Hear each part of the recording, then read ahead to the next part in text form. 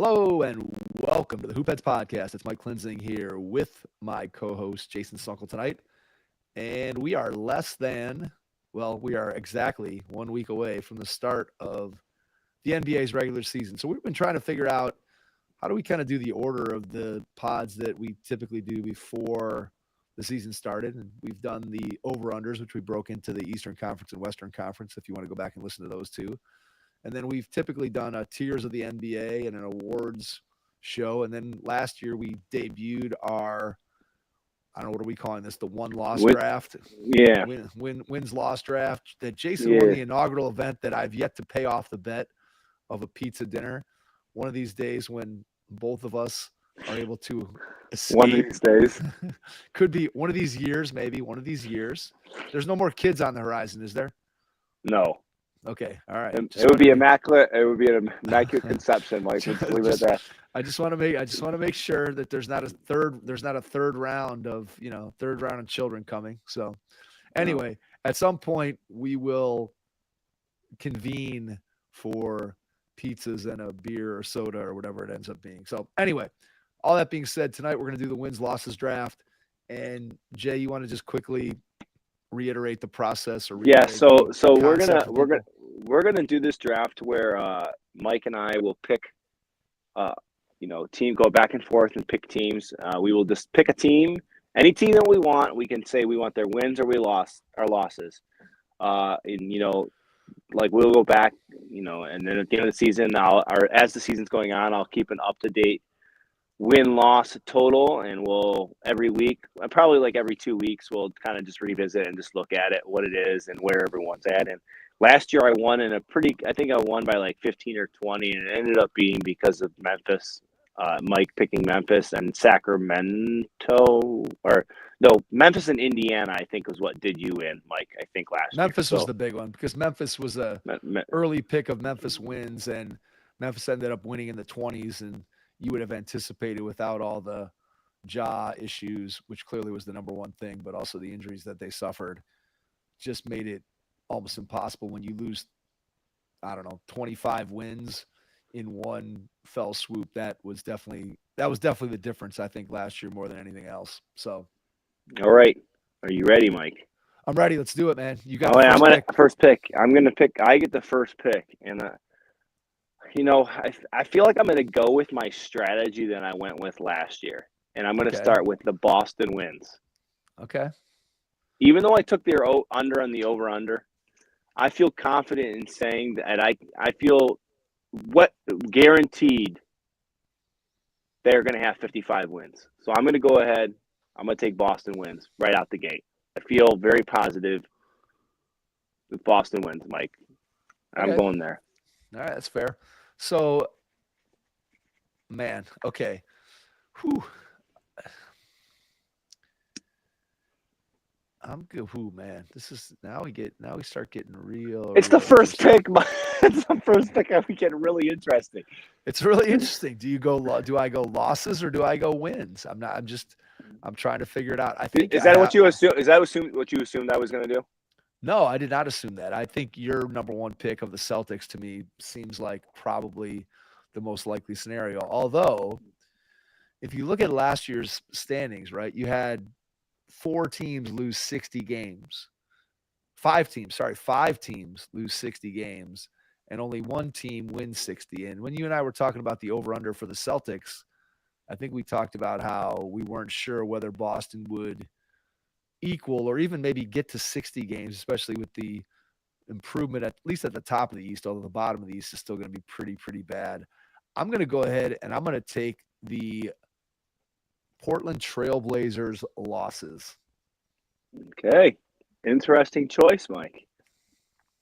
You don't have any belief in Shaden Sharp and the Portland wants to Chauncey lose. Billups. Portland wants to lose. They want Cooper Flag. I'm telling you. I have a feeling Cooper Flag to Portland.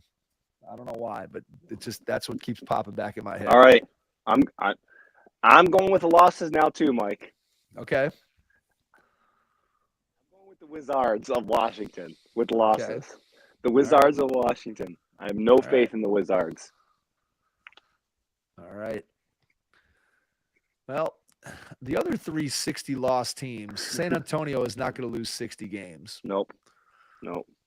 Charlotte, I don't think they're going to lose 60 games. Obviously, dependent upon the health of LaMelo Ball, but I think the rest of their roster and the continued improvement of Brandon Miller tells me that they're probably not going to lose 60 games. Plus the fact that Charlotte plays in the East, where you have more. I don't know about horrendous teams, but there's certainly the bottom of the East is much weaker than the bottom of the West, and so I think if you look at the other team potentially that could lose a lot of games out west, you're looking at Utah. And I don't know. I mean, it's tough. Danny Ainge definitely wants to be in the Cooper Flag sweepstakes, and Utah clearly could have a fire sale. Markkanen's going to be on that team because of when he signed that extension, so he can't be traded this season. But certainly you look at Clarkson and Sexton and some of their other veteran pieces, they could easily move off some of those guys and lose some games. I'm gonna take the Thunder wins. I'm gonna take Oklahoma City's the Thunder wins. Okay. So now I have to think about what do I want to hook my wagon to at this point, Mike?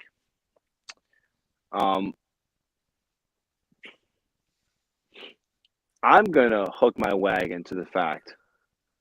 You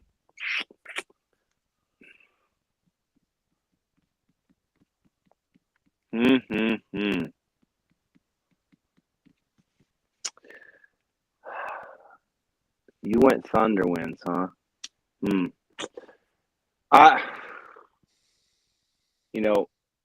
As tempted as I am to pick Philly and their injury history. What? Philly losses? I'm just joking. You saw that Paul George hyperextended his knee in yesterday's preseason game. You saw say no structure. Go ahead. What was Embiid's quote? Embiid said, "It looks like I may never something effective. I may never play another back-to-back in my career." So I'm not doing that. I'm going with I don't have any faith in this team. There's many reasons I don't have faith in this team, but one of them is their new head coach. It's a good pick here. Detroit Pistons losses. It's a good pick. It's a good pick. I like it. I think that's where I was going to go next.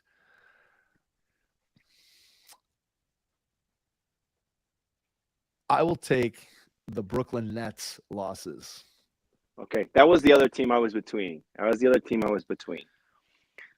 All right. Brooklyn is tanking hard. That's the one thing I will say. Well, Detroit, Ben Simmons sizzle reels have been coming out, Mike. They have. Look, I mean, Ben Simmons could mess this up if he somehow mentally recovers and becomes the player I once dreamed he could be. But I don't think it's gonna happen. His practice videos have been great. His preseason game videos have not been good. Hey, I mean, look, Brooklyn. The difference between Brooklyn and Detroit, and I'm not so sure that you didn't make the right pick. I think I might have picked Detroit too. But the difference between those two teams is Detroit will be, as much as you can say, trying to win. Detroit is not going to be blatantly out and out tanking, whereas I think Brooklyn clearly will be. So whether that makes a difference in ultimately how many losses those teams have, I don't know, but I think both of those picks are pretty solid. All right, my next pick. I'm going to take. I'm looking. I'm gonna go with Denver wins. All right. Denver wins. Okay. Denver wins. I'm gonna piggyback off that and give me the Timberwolves wins. Okay. So I think those two teams, right? Most people would have them right behind the Thunder, kind of going into this season. Denver, obviously with Jokic, best player in the league. Minnesota, Anthony Edwards continuing to rise, jettisoning Karl Anthony Towns and bringing in Julius Randle. Who knows whether that'll work, but I think that both of those teams, clearly most people have them finishing in the top three. Denver won 57 games last year. Minnesota won 56. So if those two teams finish in a similar fashion to where they finished last year, those two picks at numbers 7 and 8 in this draft, I think are pretty solid numbers. Yeah, so I was really, really, really hoping that you were going to make my life easier here, Mike, but you did not. I'm gonna take the Bucks wins. Okay.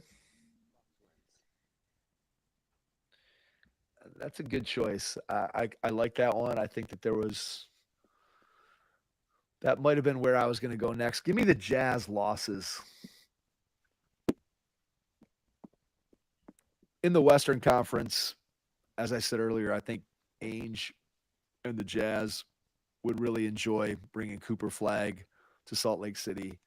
And I think if Utah, sort of as they've done the past couple seasons, if they get off to a relatively functional start, my guess is that the front office and ownership will make some moves to ensure that they maximize their chances to get to the top of this draft or the next one. So I'm going to go with Jazz losses here.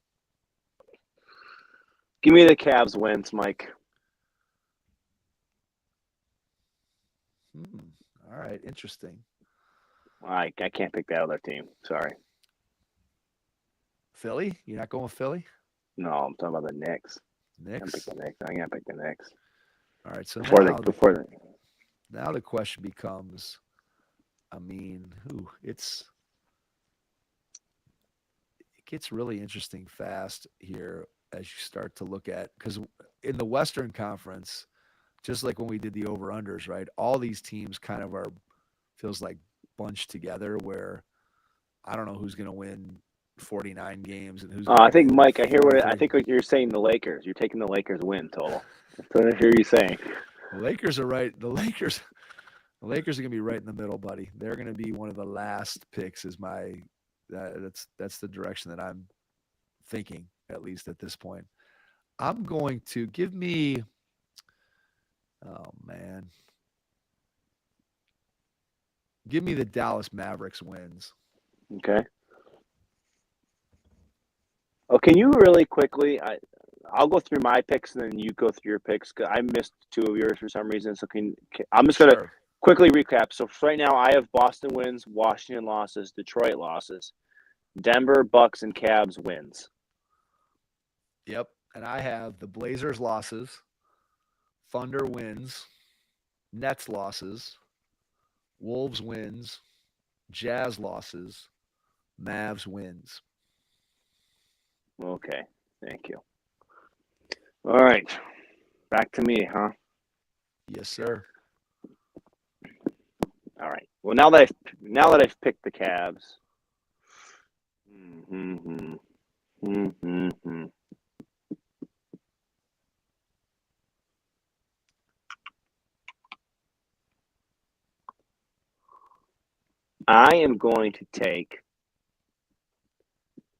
I'm going to take the Knicks wins, Mike, now. I feel like I can do it now that I've taken the Cavs. All right. I could not pick the Knicks over the Cavs, so. Okay. All right. I think I got to go with the losses here. And I'm debating amongst some Eastern Conference juggernauts for which team I think should be my next choice in the loss column. And boy, there's a lot of good reasons to pick all three of these teams. I'm going to go ahead and pick the Toronto Raptors. Dang it, that's where I was going next. Raptors losses. Okay. One of your other teams had to be the Bulls, right, Mike? That is correct. I'm going to take the Bulls losses. Okay. All right, let's make it a run on Eastern Conference dregs and give me the Hornets losses.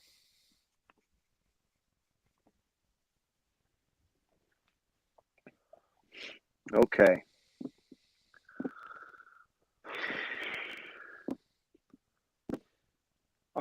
Okay. So now it's going down to like, who do I have any kind of faith in? So right now in the Eastern Conference, to recap, we still have Orlando, we have Indiana, the 76ers, the Heat, and the Hawks.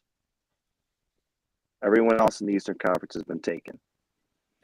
In the Western Conference, we have the Clippers, we have the Suns, we have the Lakers, the Pelicans, the Kings, the Warriors, the Rockets, the Grizzlies, and the Spurs. Got more Western Conference teams left. Not surprisingly, because again, I feel like the Western Conference is bunched in sort of not mediocrity, but bunched in a lot of good teams that could go either way. Either way, in terms of if you set the over under at 44 wins, there's a lot of different directions all these teams can go. So I'm going to go a little unconventional here, I think. Well, I shouldn't say unconventional. I'm betting on a team purely because of their top 3 players, and I know that there's injury-prone situations here. But I just feel like even if 2 of the 3 are healthy, this team's – and what happened last year. I'm going to go with the Phoenix Suns wins. All right. That to me feels like it could definitely go either way. Where you could be a big winner or you could be a big loser on that one. That's a big swing right there. All right, but I don't think you're wrong. I'm not sure that I wouldn't have gone that same direction. There's just when you start looking at these teams that are left, there's just a lot of variance of what could potentially happen. I'm going to go with the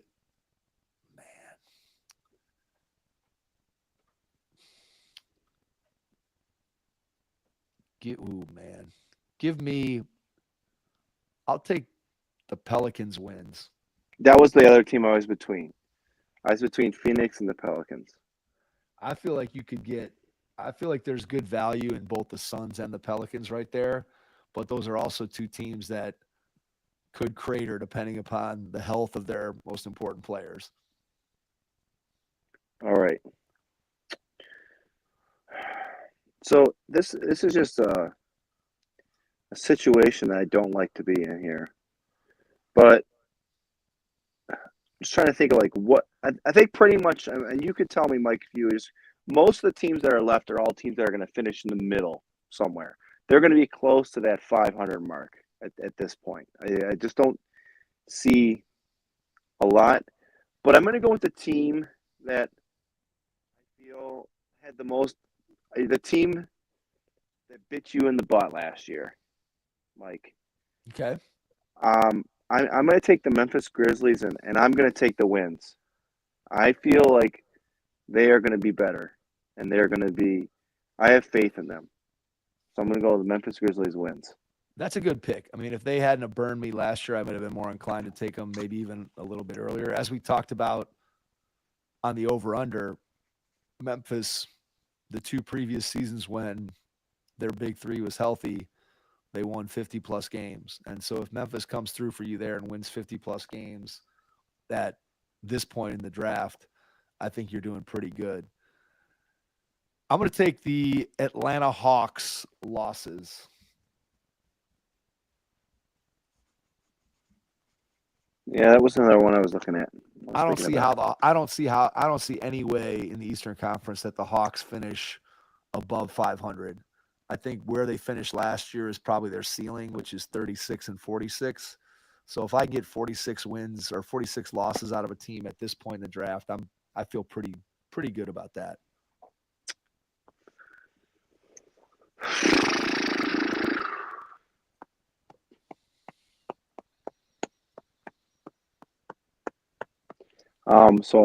Dead air. Sorry. I'm gonna.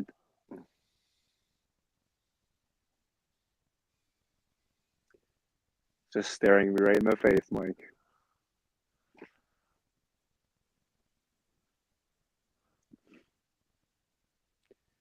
I'm gonna take the Lakers wins. Are you serious, man? You are staring me in the face. Oh man, you can't do it, man. No way. All right, I think. What left is a guarantee, Mike? Give me the Orlando Magic wins. The Magic won 47 games last year. I forgot they were still on the table. I gotta believe Franz and Paolo are going to continue to get better. Suggs is going to continue to get better. They added KCP. I just don't see, unless, again, just like any of these teams, barring injury, I don't see any way that Orlando wins less than 47 games. So give me the Magic wins. Okay, so let's reset. What's because I forgot about Orlando. I had them on my list, and I thought for some reason they were already gone. I don't know why. So we've got the Clippers left, we've got the Kings left, we have the Rockets left, and the Spurs left in the Western Conference, and the Warriors. Those 5, right? That's right. Okay, in the Eastern Conference, we have the Pacers, the Sixers, and the Heat. That's correct. Okay. Orlando's the only team I feel like have more wins than the Lakers this year that's left. Okay. I don't have faith in the 76ers. Are you kidding me? They have the preseason game. Paul George got hurt 3 games in. All right, this one's Mike. Fall from. Do I go there? Fall from grace? Question mark. I'm waiting. Yeah, I'm gonna do it. I'm taking the Clippers' losses. It's a good choice. How many games is Kawhi Leonard gonna play? 20? 20? He's not playing 20 games. There's no way. Hey, Harden's been looking good, though, man, in the Intuit Dome. Harden's been lighting it up, baby. Just give him the ball. He's the system. Get out of the way. I forgot Harden was on their team again.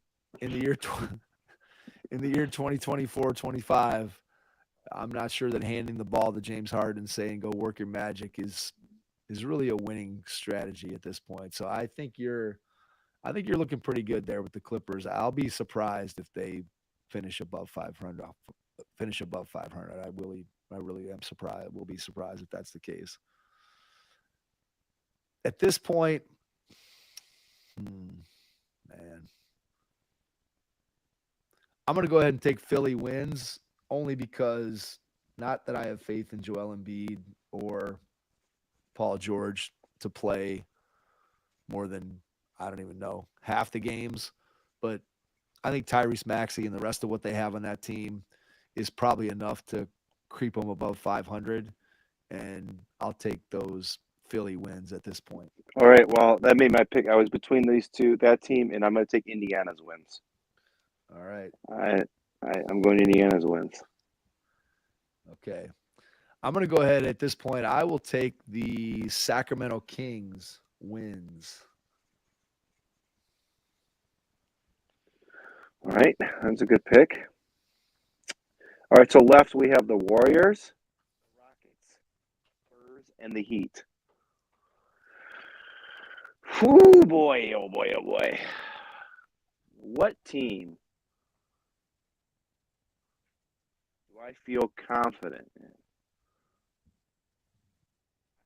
The Warriors, I don't know. They're going to be like 500. The Rockets were 500 last year. Maybe they're going to be a game or two over 500. The Spurs were 22-60 last year.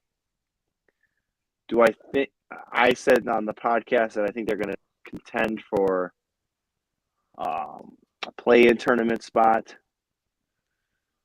But what does that look like? Does that look like 41-41? What's a play-in tournament spot in the West this year? I don't know. And then we've got the Heat culture. They really didn't change anything on their roster. Everyone's just a year older. Jimmy Butler is probably doing something strange. I'm gonna take the Heat wins. I feel like that's the most sure thing that I feel like of the 4 teams left. I think Heat wins. They're gonna end up over 500. All right. So I'm going to go Spurs losses, just because I feel like for them to get to 500 that's going to be tough.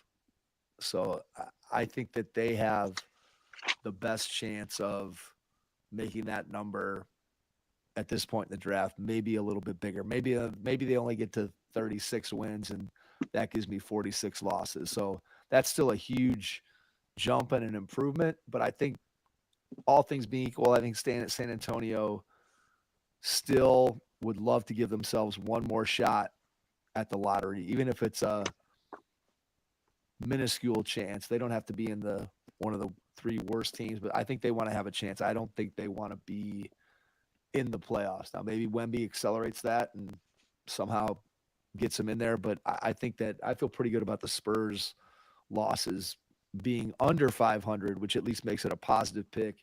And I feel like it has the potential to be a lot under. Right. So that leaves me with Houston or Golden State. And just because I want you to have to pick, I'm going to take Houston wins. Because I want you to end with Golden State. That's the only reason I think I'm doing that. Man. I wanted the Rockets. Well, you should have picked them in the last pick then. You're right. I get it, man. Are you taking the Rockets wins or losses? I'm going to take wins. I think they're going to end up 500 or 1 or 2 games over. All right, the Golden State Warriors. What do I do with the Golden State Warriors? So the case for the under would be a Steph Curry injury, which obviously, if that were to take place, would, I think, safely push them not only under, but especially in the Western Conference, well under. But I don't know that I'm going to bet on that because I feel like, man, I don't know. I'll take the Warriors wins. I'll take Warriors wins. I think worst case scenario, they finish around 500. If Steph plays, I think they're probably a 44, 44, 45, 46 win team, somewhere in there, similar to what they were last year. So that's where we're at. Whoa, there we go, Mike. We did it. All right, so let's total it up. You picked, these are the teams that, well, let me just add the number of times that you picked, number of teams you picked for their wins. So you have Boston, Denver, Bucks, 11 of my 15, Mike. 11 of your 15 are wins. For me, I have 1, 2, 3, 4, 5, 6, 7, 8. I think 8. 1, 2, 3, 4, 5, 6, 7, 8. I have 8. So I have 8 wins. So I'm a little bit more balanced than you.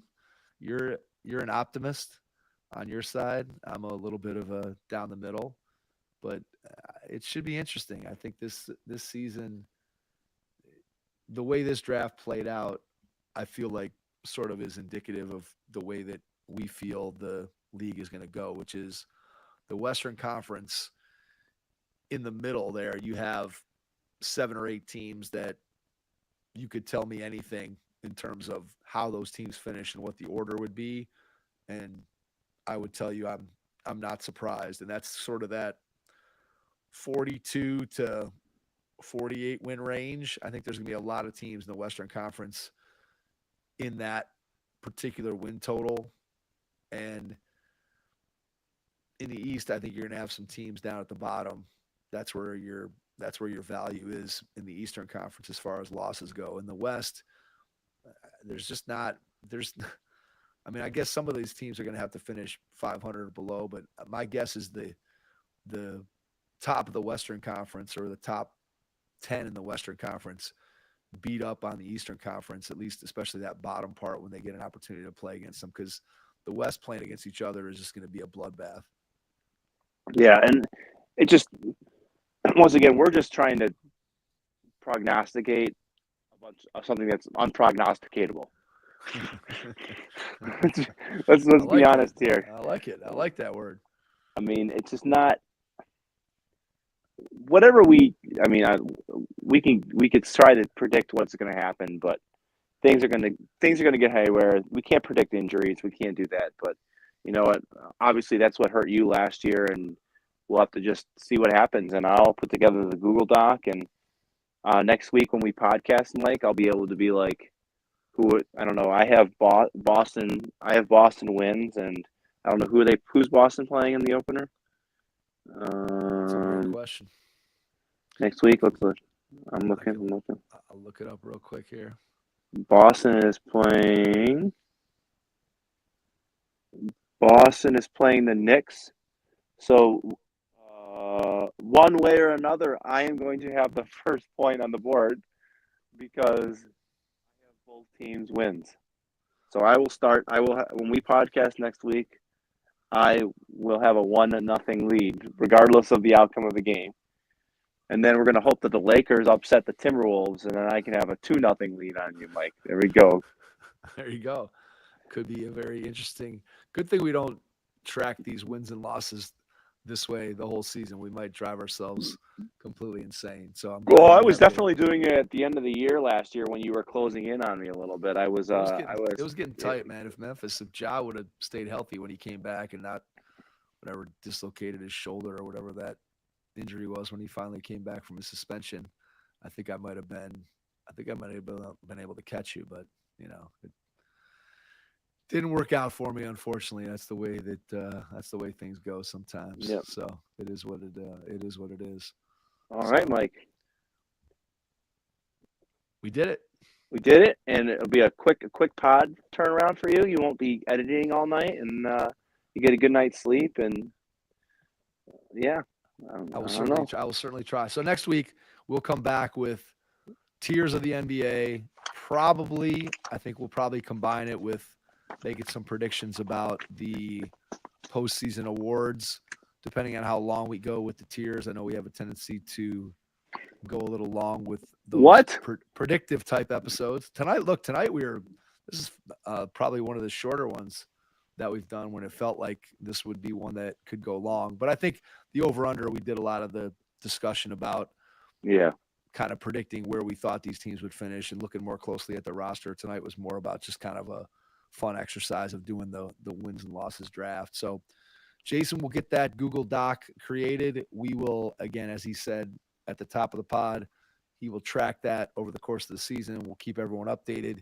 If Jason and I ever are able to get together for pizza, we'll report out. Maybe we'll even take a photo of ourselves if we can get together. I don't know who wants that picture. Nah, somebody want to see two goofy looking guys eating some pizza. So anyway, we appreciate everyone listening. We're not going to talk any Browns. We're not going to talk Guardians, who are down 2-0 to the Yankees tonight.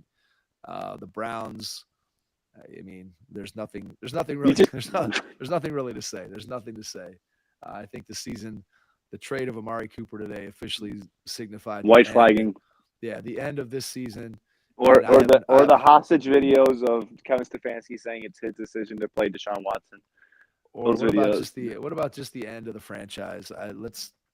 What city needs a franchise next? Brook Park. Brook Park.